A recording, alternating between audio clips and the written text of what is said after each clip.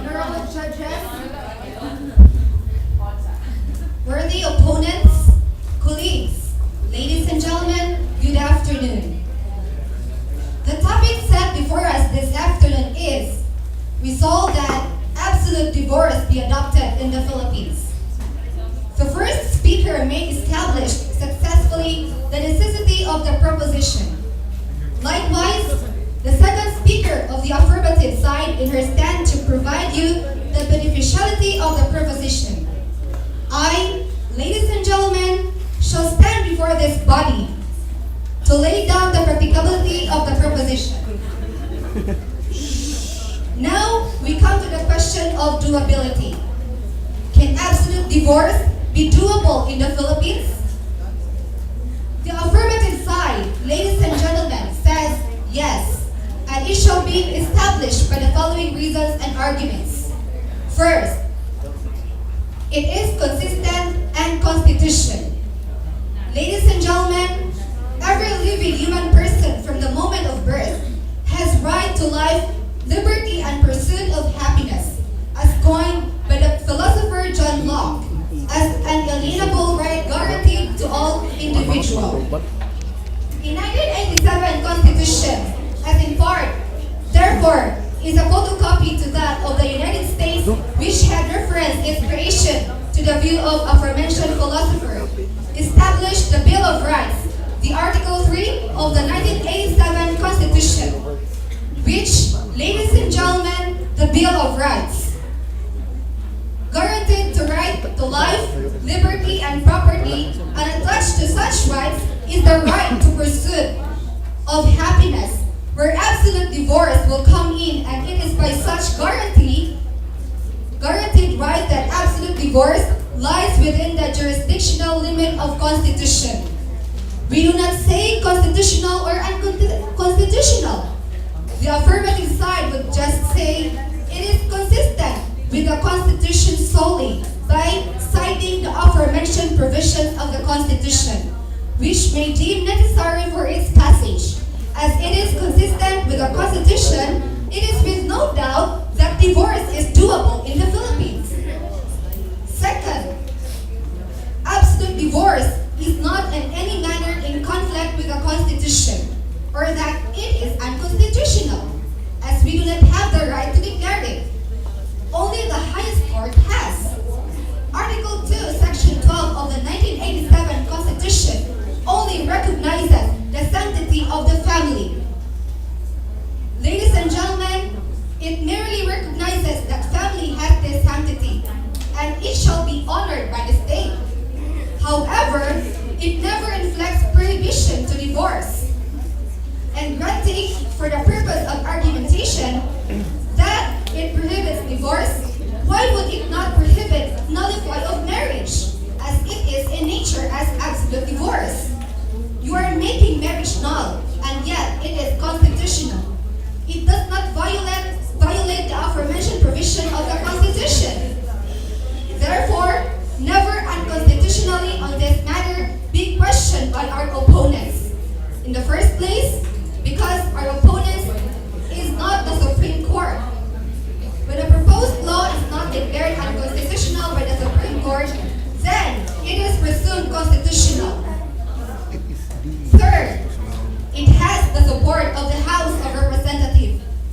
House Speaker Feliciano Belmonte aired over the nationwide television his support on absolute divorce, and has been known that when a proposed measure has the support of the legislative, even without the support of the executive, it can be pushed through.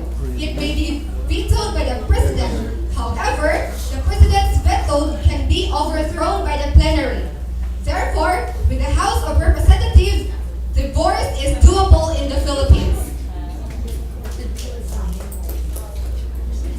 Ladies and gentlemen, in view of the aforementioned circumstances and arguments, it is therefore rightful to conclude that divorce is practically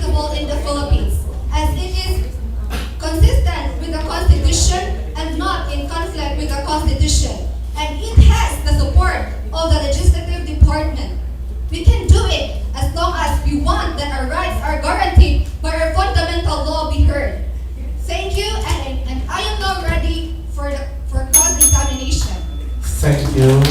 Speaker. Let's have the interpolation by the third speaker from the negative side in 3 minutes. Good afternoon, Ms. Speaker. Good afternoon, Miss Interpreter. I'll start off with my question. Are you aware that a bill without the approval of the President cannot be adopted, therefore impracticable? Yes. Okay. Are you aware that the President of the Philippines has not in any way or another expressed its support to the bill? Express its support to the bill. Are you aware that the President in one way or another has not expressed its support to the bill? Yes. Yes, so you are aware. So considering of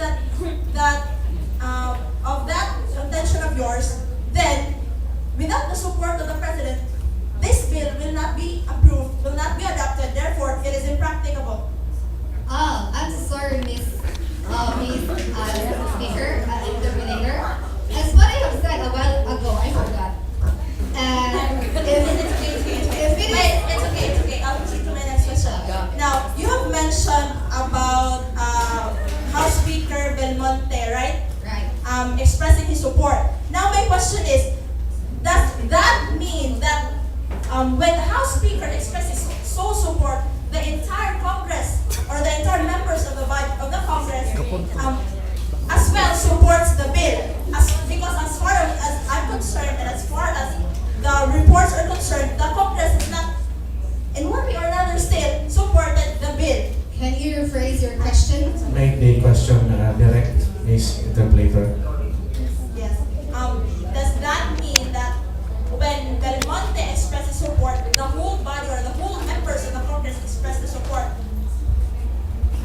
Answer if there's a response, Ms. Speaker. Miss, Interpreter. can you again rephrase? I'm so sorry. You have mentioned of Belmonte's support of the bill. Now, as one of your arguments. Now, my question is, in order for a bill to be passed, it has to be the approval of the Congress and then of the President. My question is, does that mean that when the House Speaker himself expressed his support of the bill, the entire body, the entire members of the Congress supports the bill as well? Yes. Are you sure? Order please. Proceed to the next question or a follow-up question. Is that all? Okay, thank you, Ms. Interpreter, Ms. Speaker.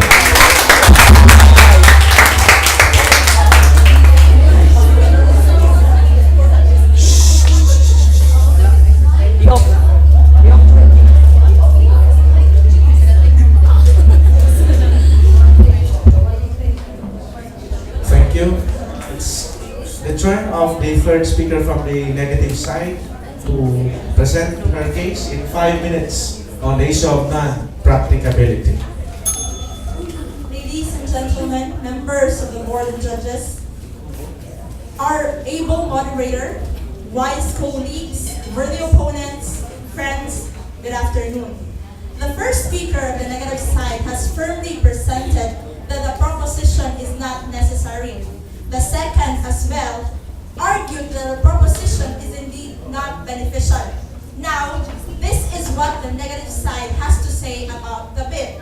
As the third speaker of the negative side, I say that the adoption of the absolute divorce bill in the Philippines is impracticable for the following reasons.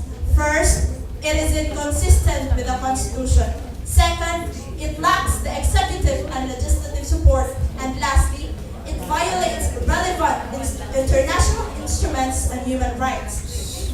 Here, I will explain. First, it is impracticable because it is inconsistent with the Constitution. Under Article 15, Section 2 of the Constitution, marriage as an inviolable social institution is the foundation of the family and shall be protected by the state. Adopting divorce bill would clearly violate the Constitution and therefore would not pass the test of legality. Second, it lacks the executive and legislative support. In order to pass a certain bill into law, it is not only the role of the legislative department as a lawmaking body that has to be considered, but the indispensable role of the president to approve such bill is of primary consideration as well. In this case, ladies and gentlemen, Speaker Feliciano Sonny Belmonte Jr., a supporter of the bill, which, however, does not guarantee the passage of the bill, even admitted and declared the death of House Bill 1799, or an act introducing divorce in the Philippines. Belmonte, in an interview, said, and I quote, "It is already dead and is still pending with the committee, but nobody is really pushing on it. Only the two partyless representatives who filed the measure are the ones who are pushing for it, end of quote." But since the measure needs the full backing of the entire chamber, Belmonte sees no chance for the divorce measure to be passed with only few senators and congressmen supporting it. He further said that the major factor that led to the death of the divorce measure is the lack of support. The president himself showed no interest for the passage of the bill and does not support it in any way, as manifested during his Switzerland forum just recently. This clearly shows that this proposition cannot be done. Lastly, the proposition to legalize absolute divorce with the right to remarry violates relevant international instruments on human rights, particularly Article 16, Section 3 of the United Nations Declaration of Human Rights. The human rights of the innocent spouse is violated. The guilty spouse in the divorce case is allowed to abandon or neglect his obligations to provide company and care of the innocent children, thus violating Article 68 of the Family Code. Furthermore, absolute divorce violates the concept of marriage, a permanent union of man and woman. The Family Code defines marriage as a permanent union of man and woman. The Civil Code also provides for the presumption of the solidarity of the family and the dissolubility of marriage bonds. With all the arguments that I have presented, I strongly argue that adopting the absolute divorce bill in the Philippines is inconsistent with the Constitution, lacks support and violates human rights, and therefore it is impracticable. Thank you. Thank you, Ms. Speaker. Let's have the interpretation by the third speaker from the affirmative side. Good afternoon once again. Ms. Speaker, Good afternoon, Ms. my first question is, it is very true that as I am listening to you a while ago, you said that it is inconsistent with the Constitution. But are you not aware that divorce is consistent with the Constitution? No, I said it is not consistent. I said it is not consistent with and it is consistent. Okay, let's proceed. Number 2, are you aware that divorce, as within the bound of the right to pursuit of happiness, is guaranteed by the Constitution? What exactly is your question? Is that the divorce or the pursuit of happiness is provided for in the Constitution? Really, rephrase the question by making the right and simple. Are you aware that divorce, as within the bound of the right to pursuit of happiness, is guaranteed by the Constitution? I believe in the context of your question or your sentence, you are pertaining to divorce. Therefore, my answer is no. It is not in the Constitution. Yes. Divorce is not in the Constitution. Okay, thank you. Order, please. Are you aware that any proposed measure, like divorce, is presumed constitutional when not declared by the Supreme Court as unconstitutional? No. Number 4. Is there any declaration of the Supreme Court that divorce is unconstitutional?